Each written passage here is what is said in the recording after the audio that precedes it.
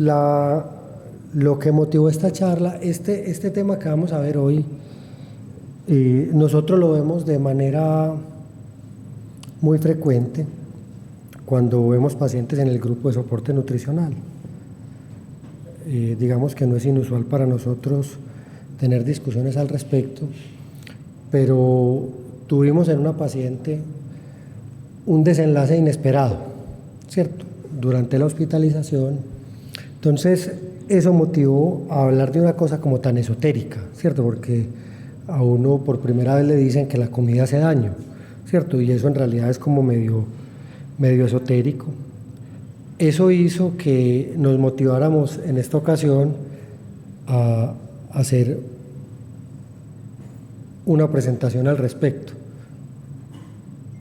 Me comprometo a que nos vamos a demorar máximo 35 minutos, no me demoro más. Y aprovecho para pedirles espacio dentro de poco tiempo, si hay oportunidad, para venir nuevamente al RCM, que les queremos presentar y están todos cordialmente invitados. Espero que ese día esté más nutrida la asistencia del código de choque cardiogénico, que es una estrategia nueva que vamos a implementar en la clínica. Entonces, vamos a comenzar con la paciente. Para las personas que están en formación, por favor, les pido que no juzguemos, son, digamos, cosas que ocurren y nuestra responsabilidad está encaminada a aprender precisamente de esto para poder corregir para el futuro. Y nada de lo que haya durante la presentación es hablando mal de nosotros mismos ni de nuestros colegas, sino que en realidad es para que entiendan a lo que nos enfrentamos. Esta es una paciente de sexo femenino, 37 años, un antecedente 10 años antes de un cáncer de mama que le hicieron mastectomía bilateral, le hicieron radio y quimioterapia. El cáncer para ese momento estaba en remisión. Aquí aparece diagnóstico como una neumonitis intersticial y unas bronquiectasias. Para serle franco, yo no tengo una explicación coherente al deterioro de su función pulmonar. Lo cierto del caso es que tiene una enfermedad intersticial con muchas bronquiectasias que probablemente pueden ser secundarios a su radio y a su quimioterapia, y que la dejó con una enfermedad pulmonar terminal. Venía con ese tratamiento, oxígeno permanente a 5 litros por minuto, recibía fluticasona bilanterol como terapia inhalada, también umediciclino y medrol. Y ella se vino desde Cartagena, ella vive en Cartagena, básicamente para que la valoráramos para trasplante, una paciente que previamente habíamos discutido en el comité de trasplante y le dijimos véngase y la revisamos acá porque hacer esto a control remoto es difícil. Este es el examen físico de urgencias. No tengo muchos exámenes físicos, es una historia de más de un mes y resumirla en 3 minutos no es fácil. En todo caso, la nota de urgencias dice regulares condiciones, caquéctica, con SDR, que yo presumo que es síndrome de dificultad respiratoria leve, una presión arterial de 114/82, una frecuencia cardíaca de 128, una frecuencia respiratoria de 22 con una saturación del 90%. Y viene la primera alerta, y es que ella mide prácticamente 1,70 y cuando llegó pesaba 38 kilos. Ruidos cardíacos rítmicos sin soplos. Unos pulmones con disminución marcada del murmullo vesicular en ambos campos pulmonares incrépitos. Lo demás del examen físico sin ningún problema. Se hace ahí un análisis, se decide hospitalizar y desde el ingreso se interconsulta a neumología y nutrición. De exámenes de ingreso, lo que ven ahí, préstenle atención a esto por algún dato autista, como es usual en mis presentaciones que vamos a sacar.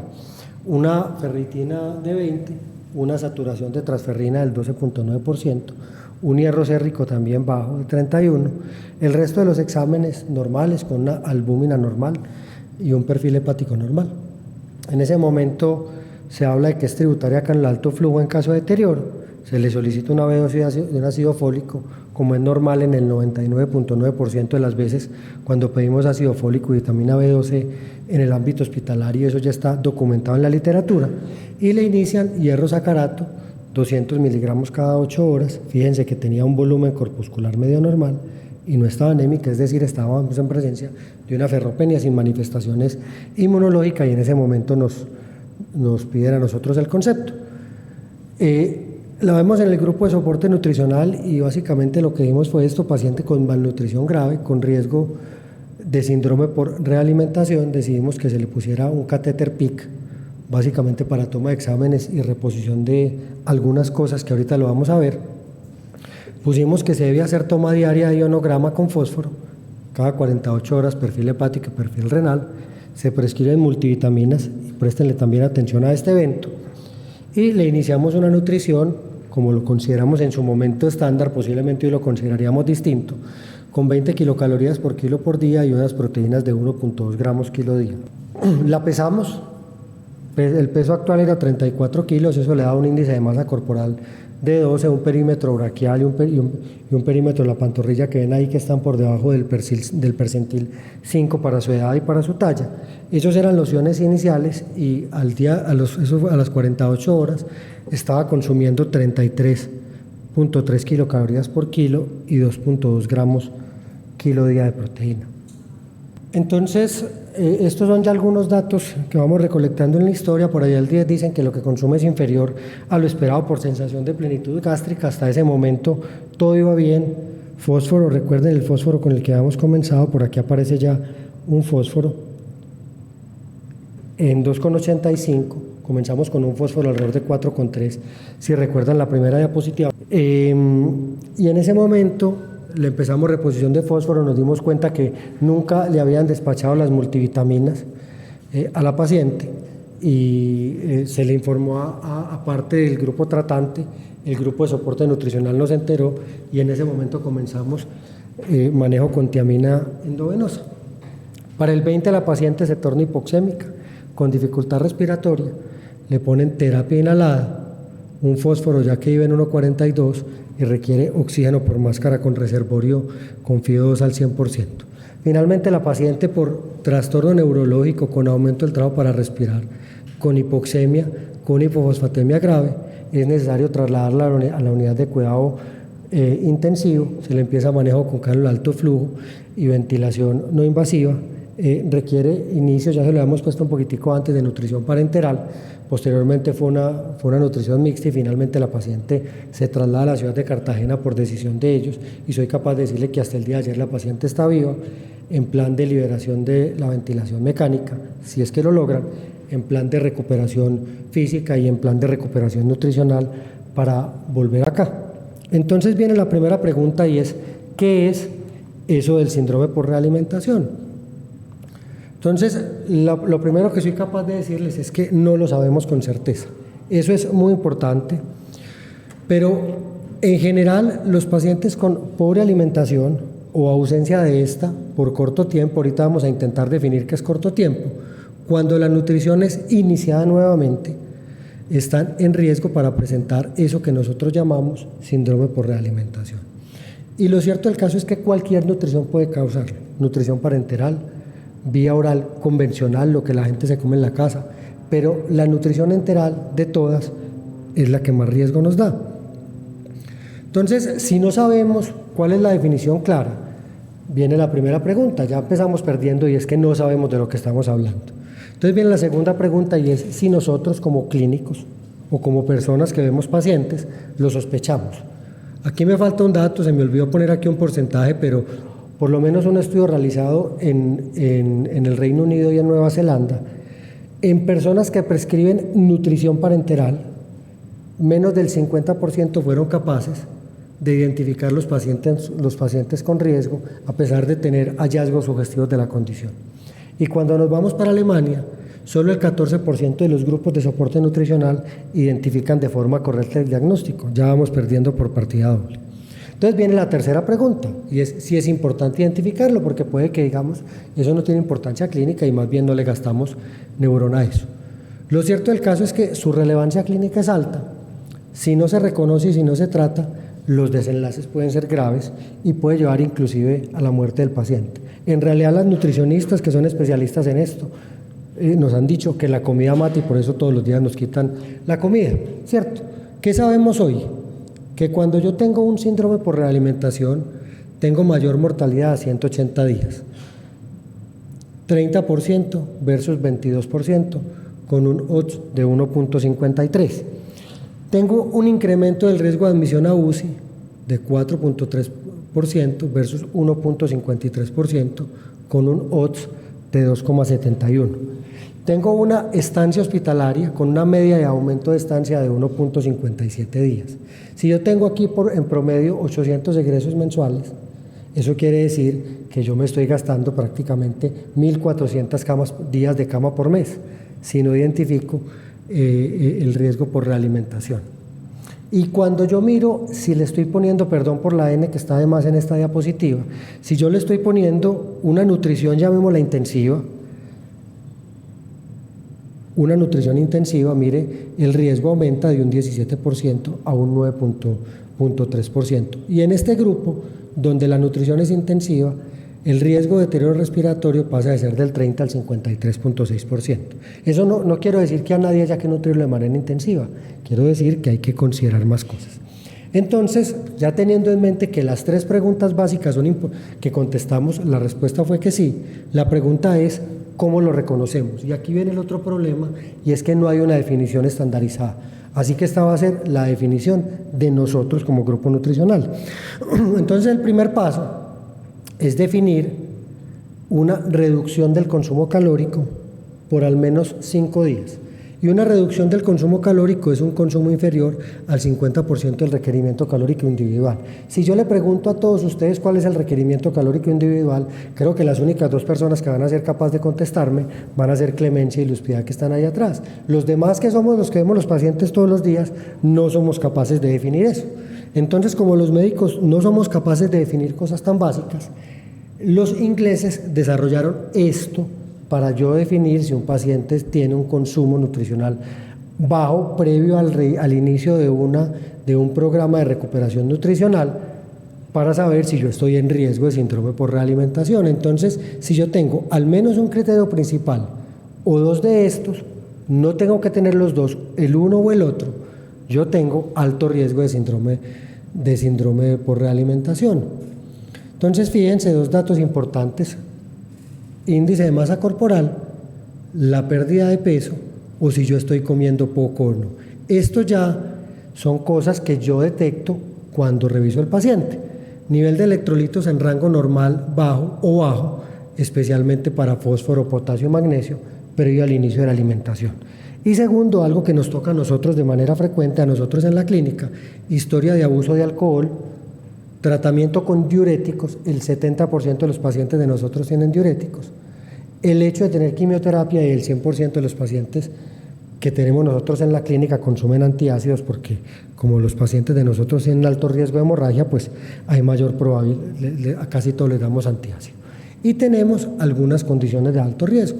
Enfermedades, yo no fui capaz de traducir esto del inglés acá, pero de alguna manera enfermedades que consumen, como es el cáncer, la tuberculosis y el VIH, síndromes de mala absorción y mala asimilación de nutrientes, disminución del consumo por varios días, muy importante en la cirugía y la inapetencia, deficiencia crónica de nutrientes, o la presencia de pérdida de peso, pérdida del apetito, inflamación persistente, como son todos los pacientes pulmonares o con falla cardíaca, o múltiples procedimientos médicos, como son casi todos los pacientes que ingresan a esta clínica.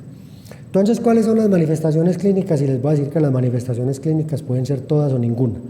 Las manifestaciones clínicas en el síndrome por realimentación, cuando se presentan, es prácticamente un evento terminal, en el cual yo posiblemente no soy capaz de anticiparme a ellas. Entonces, todos esos signos y síntomas son inespecíficos, pueden involucrar cualquier órgano, pero desde el punto de vista cardíaco puede dar arritmias y falla cardíaca, desde el punto de vista respiratorio puede dar hipoxemia y SRA, desde el punto de vista hematológico puede dar hemólisis, desde el punto de vista gastrointestinal puede dar diarrea o ileus, de neurológicos puede dar confusión, encefalopatía y delirio, y de musculoesqueléticos puede dar debilidad y parálisis. Con relación a la paciente que les mencioné ahorita, que no exploré más, no ahondé más en la historia clínica, cuando nosotros comenzamos a rehabilitar la paciente, pasó de estar postrada en cama a ir al baño. 3 días previo al ingreso a la unidad de cuidado coronario, la paciente ya no era capaz de volverse a levantar de la cama. Entonces, aquí viene, si las manifestaciones no hay, debe haber alguna clave diagnóstica, y la clave diagnóstica son los electrolitos. Entonces, lo que sabemos es que hay una disminución que usualmente ocurre, luego del tercer día de alimentación, y que llega hasta el día 5 al día 7. ¿Cuáles son los iones que se pueden disminuir? Fósforo, potasio y magnesio, pero si ustedes ven ahí puse el fósforo en negriña porque es muy importante. Entonces, esa reducción de los valores en fósforo también nos permite a nosotros clasificar la enfermedad. Decimos que es leve cuando yo tengo una reducción del 10 al 20% de los valores basales, moderado cuando es del 20 al 30%, grave cuando es de más del 30% o cuando tengo valores por debajo de 0.8. Puedo tener también hipomagnesemia y lo cierto del caso es que la reducción de los niveles de fósforo, potasio o magnesio dentro de los primeros 5 días de nutrición con o sin daño orgánico es lo que nos hace el diagnóstico de síndrome por realimentación. Y esto es lo mismo que yo les acabo de poner, solo que ahora se los pongo en un cuadro para poderlo entender un poquitico mejor y memorizarlo un poquitico mejor.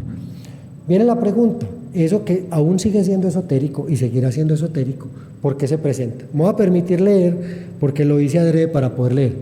El fosfato es un mineral intracelular y tiene un papel en la producción de energía y de transferencia de generación de ATP y en los procesos enzimáticos intracelulares. El incremento en el consumo de fosfato por un aumento en la producción, no estoy hablando de la ingesta sino del consumo orgánico de fosfato, por un aumento de la producción de intermediarios fosforilados resulta en una reducción de ATP y de 2,3 difosfoglicerato. Ahorita vamos a tratar de digerir esto más fácil con 2 muñecos que tengo por ahí. Potasio. Entonces el potasio es un mineral intracelular y es vital en el mantenimiento del gradiente de membrana entre el sodio y el potasio. La hipokaliemia produce inestabilidad del potencial de acción de membrana, alteración en la transmisión de impulsos eléctricos, desarrollando arritmias, paro cardíaco y síntomas neurológicos. Magnesio es un cofactor en la fosforilación de ATP, es importante en la estabilidad de las funciones neuronales, musculares y enzimáticas.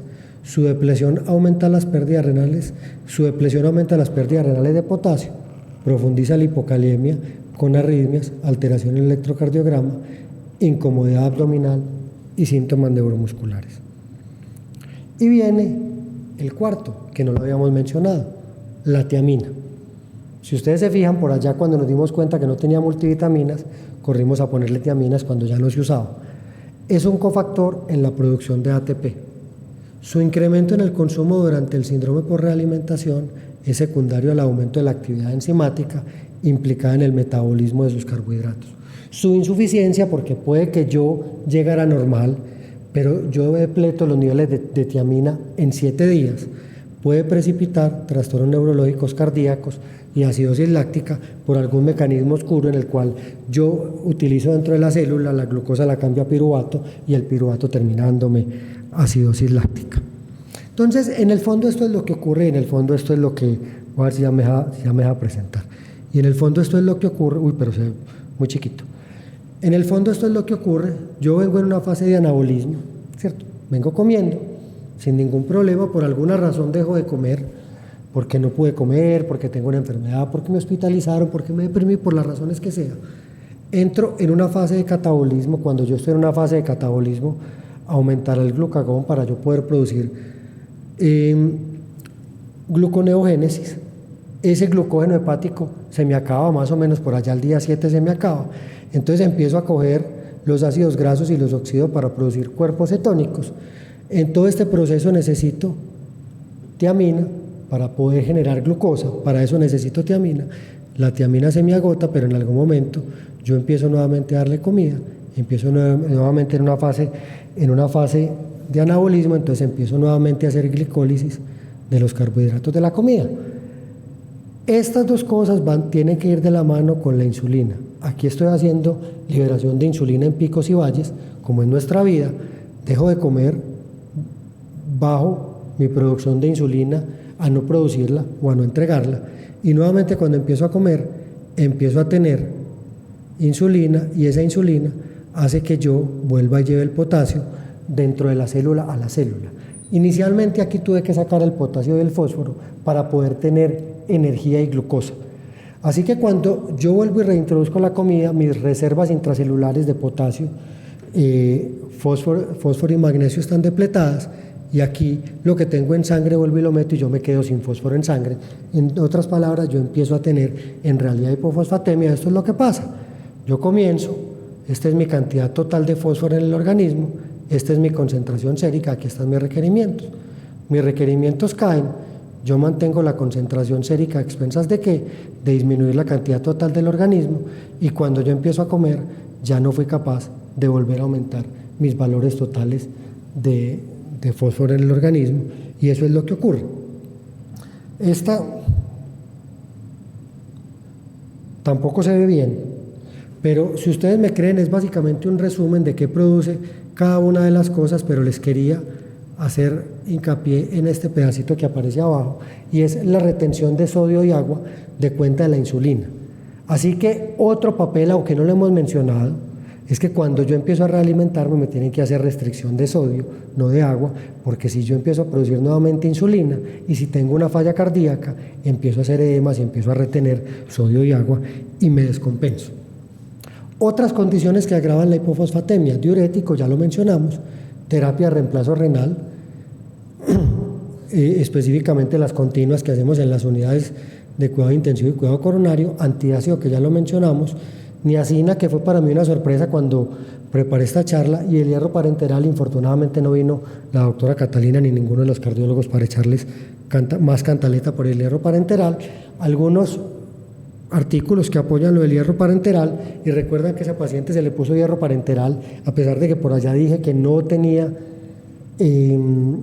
manifestaciones hematológicas de la ferropenia. No quiero decir que no estuviera indicado, quiero decir que quizás no era el momento, y este es el mecanismo por el cual yo empiezo a hacer hipofosfatemia cuando a mí me ponen hierro.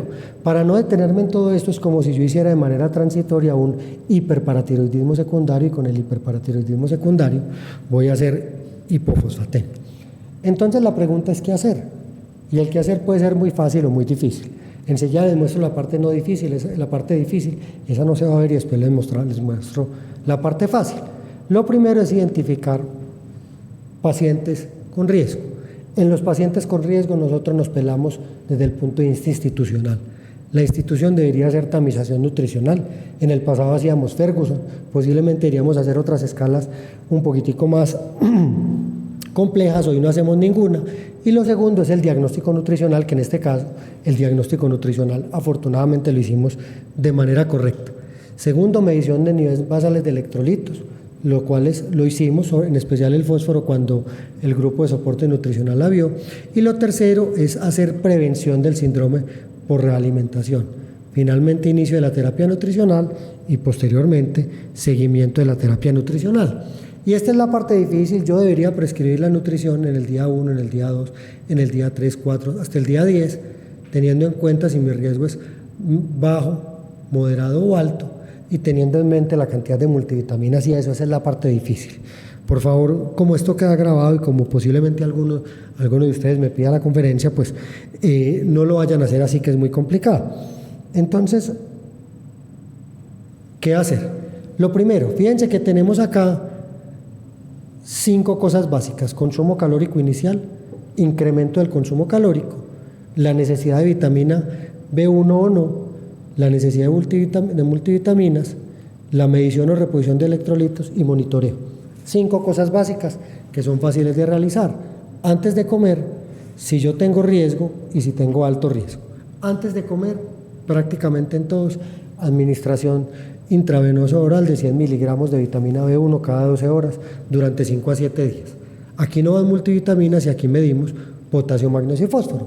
Si yo tengo riesgo, y estoy seguro que muchos de los pacientes de acá tienen riesgo, y estoy seguro que muchos de los pacientes lo han tenido, solo que posiblemente es leve y pasa sin pena ni gloria, yo comienzo con un consumo calórico inicial de 10 a 20 kilocalorías por kilo por día. Cada 1 a 2 días yo incremento la meta calórica. ¿De qué depende de que lo incremente o no? De cómo están los electrolitos. Si los electrolitos caen, debo disminuir el aporte en un 50%. Si los electrolitos siguen bajos, yo debo incrementarlo luego del reemplazo de electrolitos. Aquí ya le puse la tiamina. Si yo estoy en nutrición parenteral, pues en nutrición parenteral suplementamos multivitaminas todos los días. Si yo estoy en nutrición enteral u oral, yo debería administrarle diariamente las multivitaminas por 10 días o más y obviamente de acuerdo al estado clínico y nutricional. En cuanto a lociones, reemplazo agresivo de lociones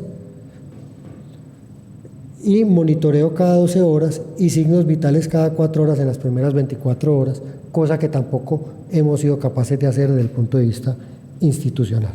Y si yo estoy en alto riesgo, debo comenzar con 5 calorías por kilo por día, eso en realidad es muy poco.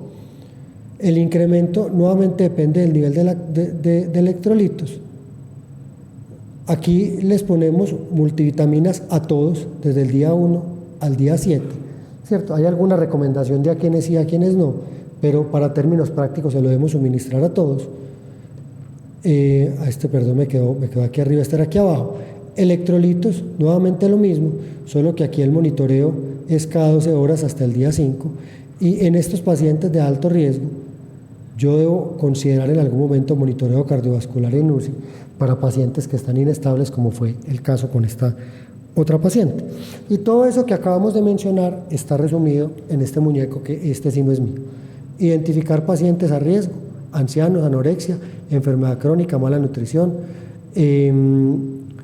un trastorno nutricional severo, múltiples terapias o cáncer. Aquí hay algunas propuestas de tamización nutricional, o que ninguna de estas escalas hace diagnóstico de malnutrición, sino que es tamización nutricional, prevención de la ocurrencia del síndrome por realimentación, ya lo mencionamos, tiamina a todos y el resto de las cosas, reconocer los signos y síntomas, y en esos signos y síntomas hay unos síntomas de alerta, taquicardia, taquipnea, edema, confusión o alteraciones en el electrocardiograma.